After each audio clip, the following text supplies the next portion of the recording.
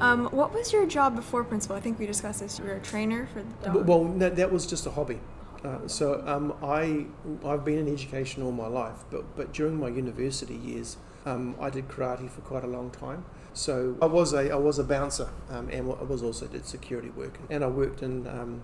I did waiting on tables, worked on orchards, picking apples and peaches and all that sort of stuff, and lots of holiday jobs. I worked in a place called Watties, which on the pea line, where they do frozen peas and packing cans and working in a cannery just to raise money going through university. Wow. So you've experimented in many different areas. Yeah, so those before. Sorts of things, but really mainly it's my actual job is mainly being education.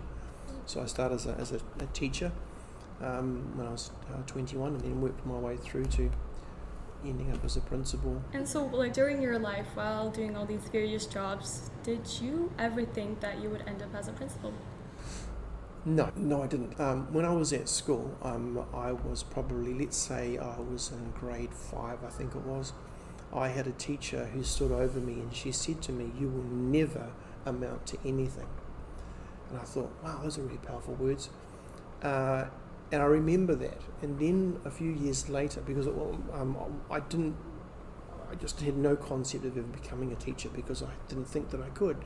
I wasn't very good at spelling, hated maths, and wasn't very good at any of these things. And the teacher said, "You'd never amount to anything."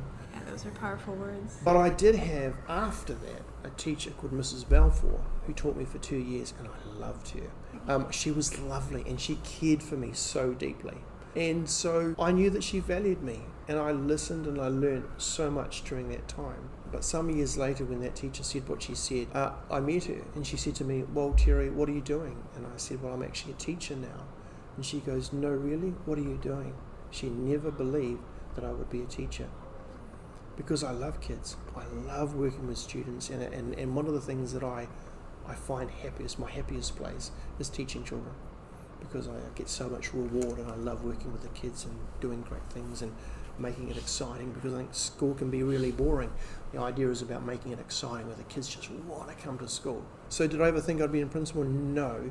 And then what I did was I eventually started to move up in terms of leadership, because I realised that leadership is critical for everyone. And I learned and I've studied and I've read so many books about leadership, about what makes a good leader. So then I passed that on to students, and then I passed it on to other teachers. And as I've slowly worked my way up to being a principal, it means that I have greater influence to be able to make good decisions for the students and the teachers and the people that I work with in our community, for something that's awesome. That is so motivating. And the part where you said that you want every student to be happy and enjoy coming to school, I genuinely think you have succeeded in that part, because I know that other students, we genuinely like coming to school with all the important events that are happening.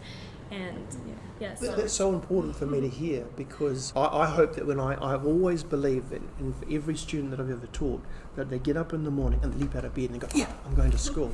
And if they feel that way, then I know I'm doing the right thing. And it's great, over the years I've received messages and emails and letters from previous students who said, "Thank you so much for the things that you said and the things that you did, because that's made a difference in my life."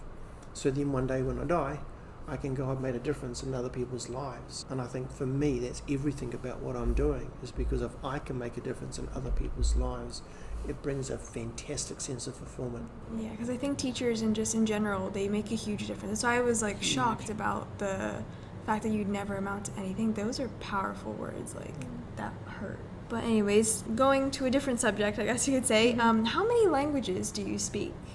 I speak English. Some people find me hard to understand, but I don't know how. But I come from New Zealand. I thought I was accent neutral, but apparently I'm not. I speak a little bit of Māori from New Zealand. Our native tongue is Māori, so I speak as a principal and as a teacher. We're expected to learn some of that. And because I was 4 years in China, I speak a little bit of Mandarin, not very well. My eldest son Daniel speaks it very well. He can read it and write it and speak it.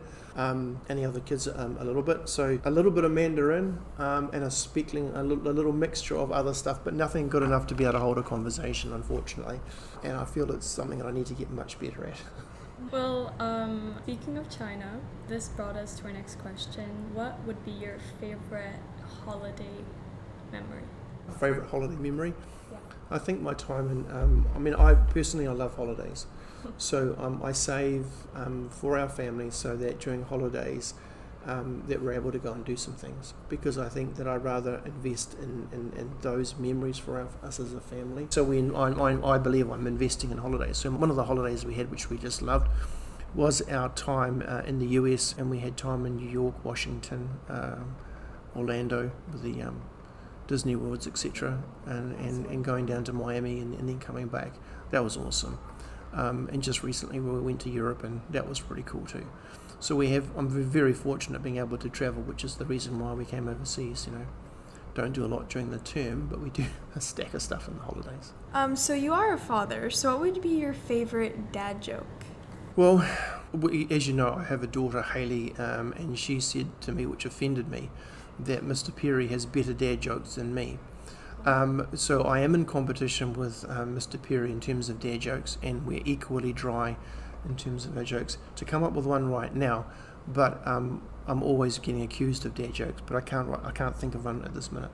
That is genuinely relatable. But this podcast has been very motivating. There were some sad parts. But the question is that everyone finds you quite scary. Why do you think that is? I think possibly because I'm tall. I think possibly because I'm not known, and you haven't sat down and had a conversation with me. I think that after you've had this podcast and someone comes up to you and says to you, "What's Mr. Senior like?" you would have a better understanding, wouldn't you? And you'd say he's not so scary, because it's like anything that's unknown. You've actually got to step in and find out about people to see what makes them tick. But I love students and I love working with people. But there is a perception that you have to. I am the principal of the school. There is a side to me whereby I have to make sure that the behaviour is right. I have to make sure that everyone's doing what there needs to be, and I have to hold a line. So I guess that can be a little bit intimidating.